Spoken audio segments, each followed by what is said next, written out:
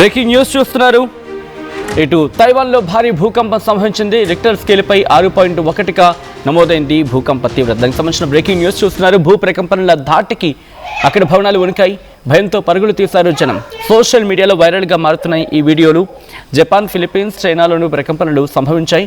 సాయంత్రం 5:47 ఈ ఘటన, ఈ ప్రమాదం ఎగ్జాక్ట్ ప్రమాదం గురించి మాట్లాడుకున్న సందర్భం. ఎందుకంటే ఒక్కసారిగా ఆ తీవ్రత చూసి అర్థమవుతోంది. ఈ భూకంప తీవ్రత 11.9 కిలోమీటర్ల లోతులో గుర్తించడం జరిగింది. ఆ భూకంప కేంద్రాన్ని సాయంత్రం 5:40 ఈ భూకంపం సంభవించింది. దానికి సంబంధించిన విజువల్స్ మీరు చూస్తున్నారు.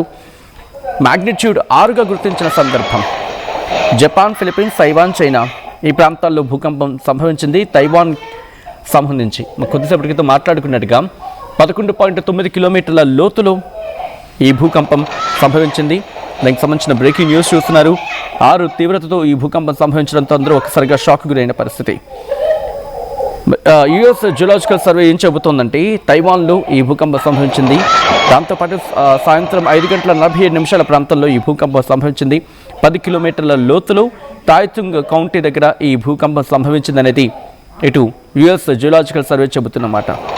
అలాగే తైవాన్ సెంట్రల్ వెదర్ అడ్మినిస్ట్రేషన్ ఈ మ్యాగ్నిట్యూడ్ని ఎస్టిమేట్ చేయడం జరిగింది. 6.1 తీవ్రతతో ఈ భూకంపం సంభవించిందని చెబుతున్నమాట.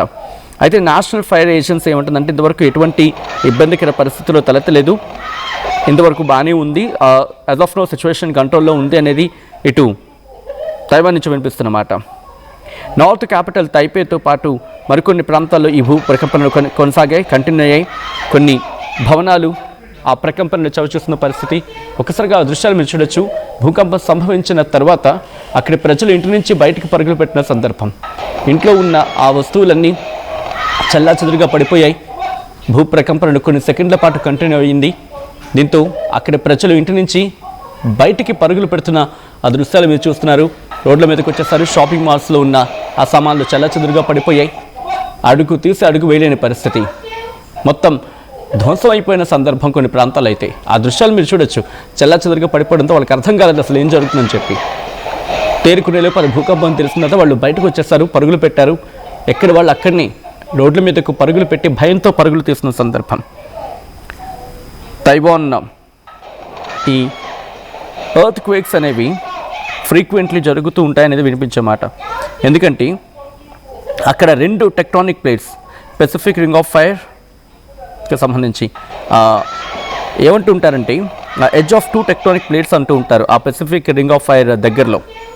ఇది యుఎస్జిఎస్ చెబుతున్నమాట, అంటే యునైటెడ్ స్టేట్స్ జియోలాజికల్ సర్వే చెబుతున్నమాట.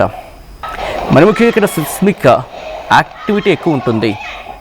ఇక్కడ సిస్మిక్ యాక్టివిటీ ఎక్కువగా ఉంటుందనేది వినిపించే మాట ఇక్కడ. సో దీంతోపాటు గత ఏడాది 2024 ఏప్రిల్లో కూడా ఇక్కడ భూకంపం సంభవించింది. దాదాపుగా 7.4 తీవ్రతతో భూకంపం సంభవించింది. ఈ గత 25 ఏళ్లలో ఇదే స్ట్రాంగెస్ట్ మ్యాగ్నిట్యూడ్. ఆ ఘటనలో దాదాపుగా 15 మంది మరణించారు. దాంతోపాటు కొన్ని ల్యాండ్ స్లైడ్స్ కూడా చోటు చేసుకున్నాయి. అక్కడ హ్యూలిన్లోని ప్రాంతంలో ఆ భూకంపం సంభవించింది. 1999 గురించి మాట్లాడుకుంటే తైవాన్లో 7.6 తీవ్రతతో భూకంపం సంభవించింది. అది ఒక డెడ్లియెస్ట్ నేచురల్ డిజాస్టర్గా మాట్లాడుకుంటూ ఉంటారు ఆ ఐలాండ్కి సంబంధించి చరిత్రలో, అంటే తైవాన్ చరిత్రలో. ప్రస్తుతం ఆ దృశ్యాలు మీరు చూడొచ్చు.